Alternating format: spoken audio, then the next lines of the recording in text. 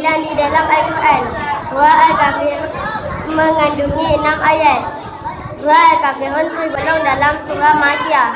Surah Al-Kafirun mengisahkan tentang orang-orang Quraisy yang memberi tawaran berupa hadiah, pangkat dan harta kepada Nabi Muhammad SAW, asalkan baginda tidak lagi menyembah Allah yang Maha Esa.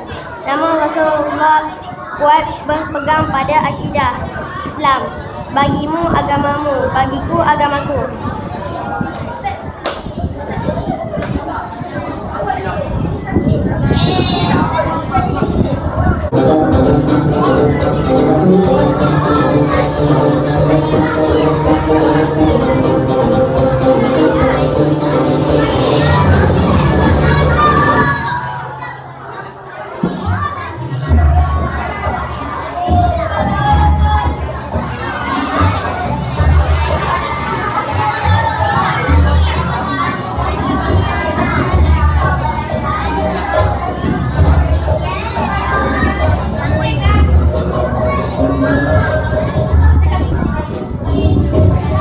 Iman adalah mutiara di dalam hati manusia yang meyakini Allah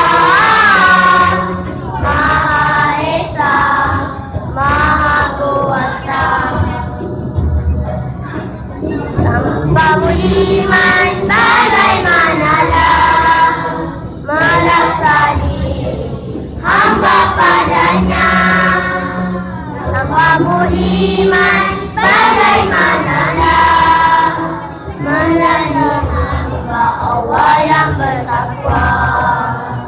Iman tak dapat diwarisi dari seorang ayah yang bertakwa. Iman tak dapat dijual beli. Ia tiada di tepian pantai, walau apapun cara dan luar. Engkau mendaki gunung yang tinggi, engkau merentas lautan api, namun tak dapat dua dimiliki jika tidak kembali pada Allah.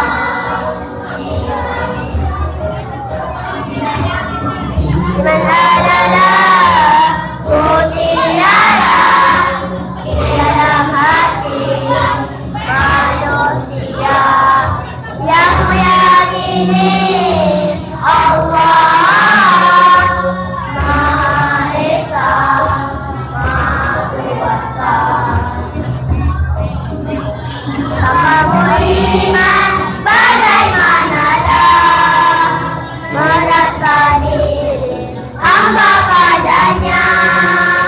Tanpa beriman bagaimanalah menjadi hamba Allah yang bertakwa. Iman tak dapat diwarisi dari seorang ayah yang bertakwa. Iman tak dapat dijual beli.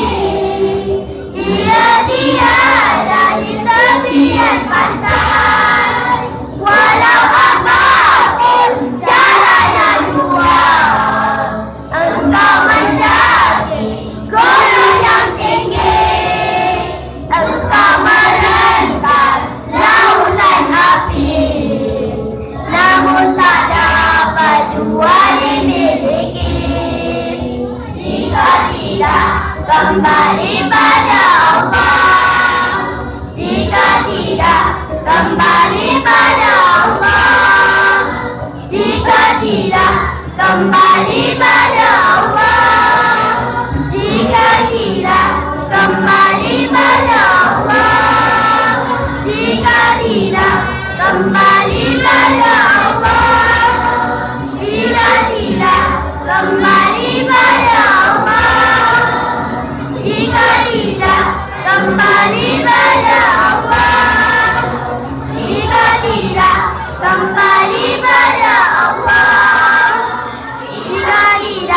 kembali pada Allah.